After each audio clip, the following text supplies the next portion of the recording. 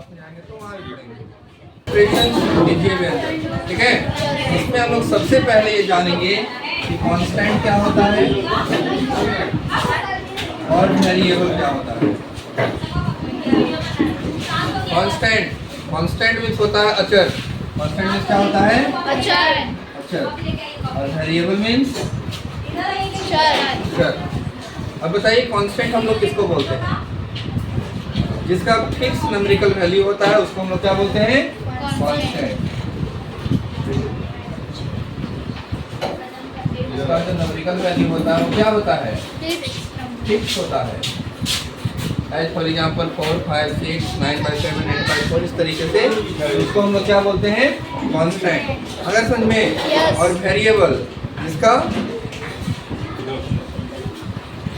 Various मतलब बहुत सारे इसके न्यूमेरिकल वैल्यूज होते हैं।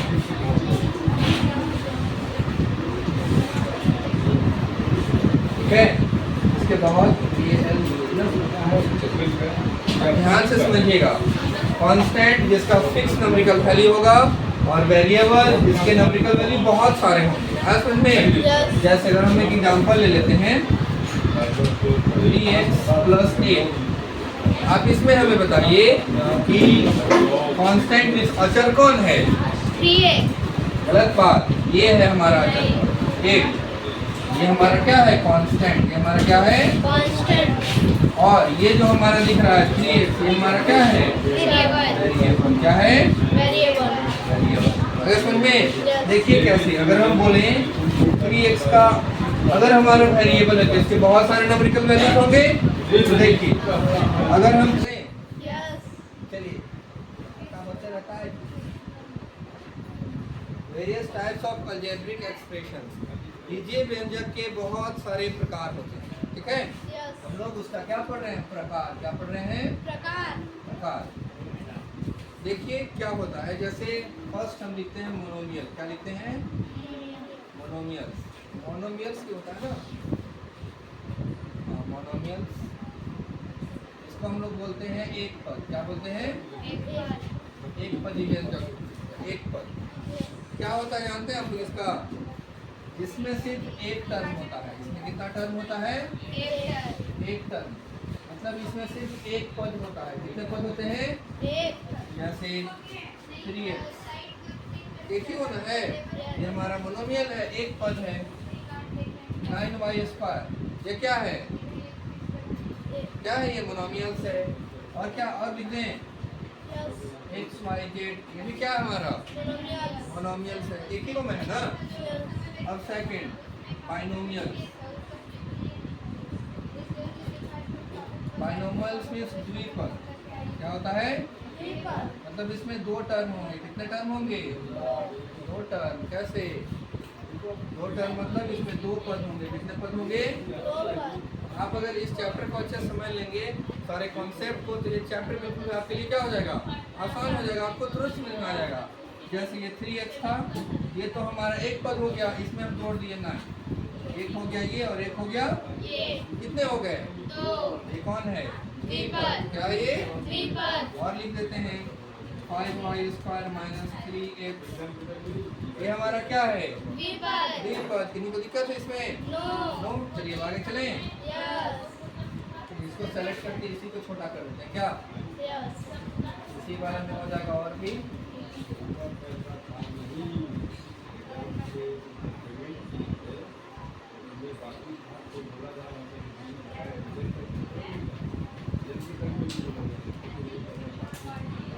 चलिए अब हम लोग इसका चलते हैं नंबर 30। क्या है? ट्राइनोमियल्स होगा। यस और नो? ट्राइनोमियल्स मींस क्या होगा? नाम में ही पता चल रहा है। ट्राई मींस क्या होता है? तीन। तो ये है हमारा त्रिपद। ये हमारा क्या है? त्रिपद में कितने टर्म होंगे? 3 टर्म होंगे। कैसे होंगे? एग्जांपल लिखें। 5x + 9y - 2 कितने पद हैं? ये क्या है हमारा? त्रिपद है, ट्राइनोमियल से। 9x² y - 2z + 6 ये हमारा क्या है? त्रिपद है। क्या है ये? त्रिपद। चले? Yes. यहाँ लिखें। अब हम लोग पढ़ेंगे क्वाड्रिनोमियल्स। क्या पढ़ेंगे? Quadrinomials.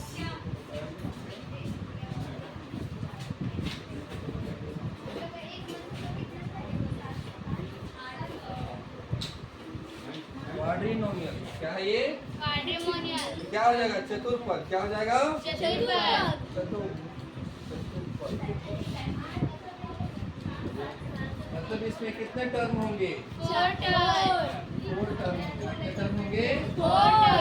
जैसे 5x square plus 3y plus 9z plus 7 कितने हैं? चतुर्पद. 4 हैं कि नहीं? Yes. 9x square y minus 2z square plus 6x minus 8 कौन सा टर्म हो गया? क्वाड्रिनोमियल्स हो गया, क्योंकि इसमें कितने टर्म हैं? 4. क्लियर है इतना? Yes. चलिए आगे चलें। Yes. क्वेश्चन अब लिख लिए हैं। यहाँ से आपको समझाते हैं कि ये क्या है। अभी हम आपको पढ़ाए ना, Yes. जो भी बीजीय व्यंजक है, अलजेब्रिक एक्सप्रेशंस है, उसके टाइप्स के बारे में पढ़ाए। तो 4 टाइप्स पढ़ाए। क्या पढ़ाए? मोनोमियल। मोनोमियल एक पद, जो एक है वो एक पद है। जैसे इसमें कौन है जो मोनोमियल एक पद? 5x. ये हमारा है एक पद। ये हमारा क्या है? एक पद. मोनोमियल। क्या है ये? Monomials. मोनोमियल। अगर आप इस चीज को समझ जाएंगे तो फिर आपको दूसरी चीजों को समझने की कोई जरूरत। अगर आपको ये वीडियो पूरा अच्छा समझ में आ गया, आज का जो भी वीडियो है, तो आपको दिक्कत नहीं होगा इस पूरे चैप्टर को समझने में। इसके बाद ये बताइए, एक और एक 2 है, ये कौन सा पद है? Binomials. द्विपद। इंग्लिश में इसको क्या बोलते हैं? Binomials. बाइनोमियल। क्या बोलते हैं? Binomials. इसका बताइए। 1 2 है 3. ना? देखिए 1 2 3 है कि नहीं? Yes. ये क्या है? ये त्रिपद. त्रिपद है। क्या है ये? Tripod. ट्राइनोमियल। ये क्या है? Trinomials. ट्राइनोमियल। आ रहा समझ में? Yes. ये बताइए तो ये क्या है? एक पद. एक ही में सब है। Yes. देखो ये क्या है? एक ही में सब है। ये हमारा क्या है? एक पद. मोनोमियल। ये बताइए 1 2 3 और ये चतुर्पद. चतुर्पद। क्वाड्रिनोमियल है कि नहीं? Yes.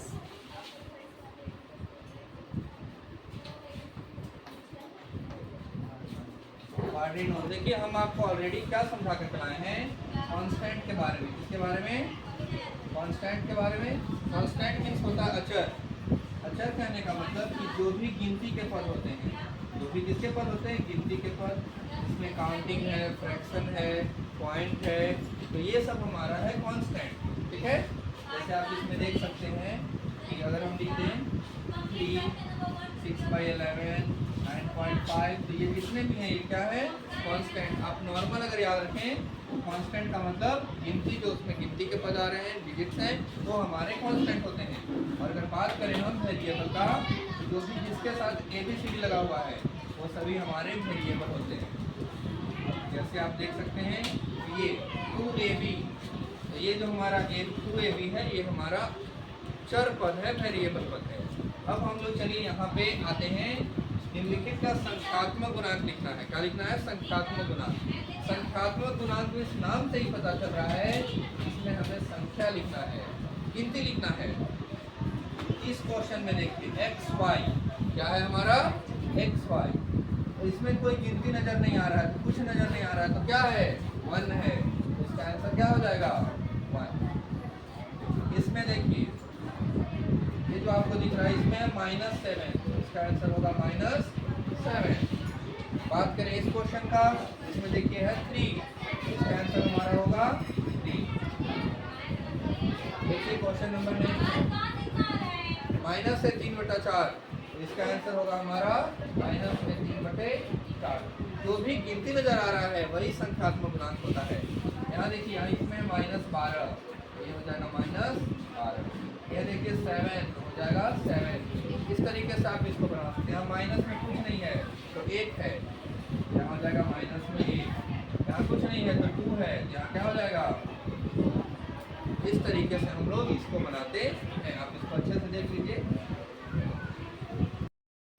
चलिए अब जो है, तो हम लोग चलते हैं क्वेश्चन नंबर 2 में। क्लास 8 का है NCERT और 6 चैप्टर हम लोग का चल रहा है, उसका 6.1 का क्वेश्चन नंबर 2 है कि एक पद, द्विपद और त्रिपद में बांटना है। हम आपको ऑलरेडी पढ़ा करके लाए हैं।